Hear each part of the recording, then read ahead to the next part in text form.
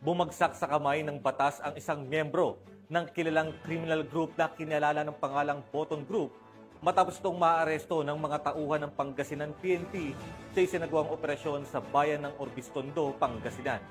Police Master Sergeant Marvin Jake Romero sa report.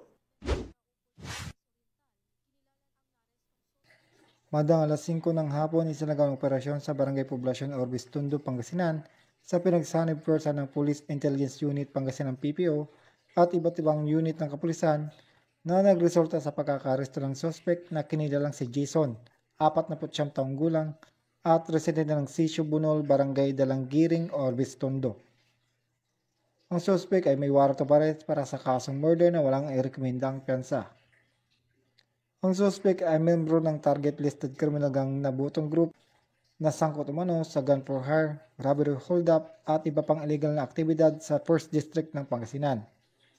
Isa rin siyang target sa ilalim ng Kuplan Boton ng Police Intelligence Unit Pangasinan at kabilang sa top 8 sa Provincial Target Intelligence Packet.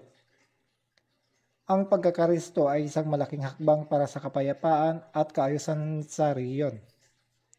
Magsilbing babala ito sa mga patuloy pa rin lumilihis ng landas sa batas.